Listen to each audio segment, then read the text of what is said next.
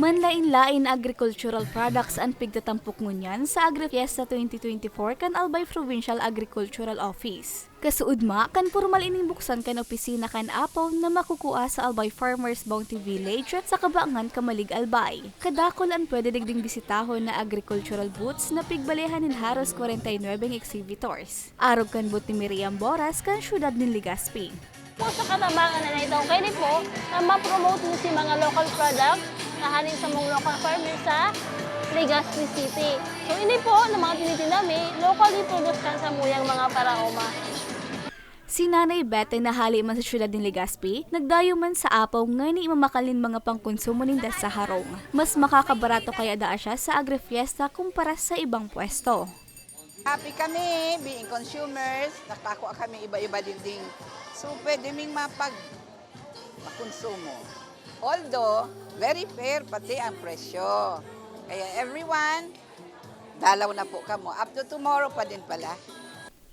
Sigun kay Provincial Agriculturist Cheryl Ribeta, ini ang ikalimang taon kan Agri-Fiesta na obehetong maibida ang mga lokal na produkto kan probinsya, asin maipamati sa mga parasira asin para umaan sa indang importansya sa paagi kan taon ng aktibidad. Tayo po ngayon ay nagse-celebrate ang ating Agri-Fiesta 2024. Ito po ay ino-honor natin ang ating mga magsasaka at mangingisda sa contribution nila dito at sa ating lipunan at yung food security natin.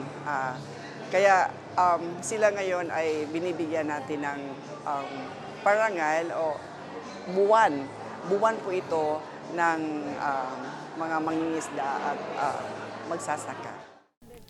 Masaganang agrikultura, pagbabago, pagpapaunlad at pagninegosyo sa modernong pagsasaka at pangingisda ang tema kan selebrasyon ngunya na taon.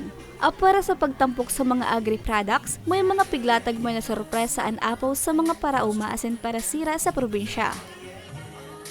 Meron pa lang po tayo ngayon ginawa, first in the Philippines, ang isang training in partnership with TESDA. Kasama po pala natin si TESDA, yung Technical Education and Skills Development Authority na first in the Philippines po may agricultural machineries, servicing NC3.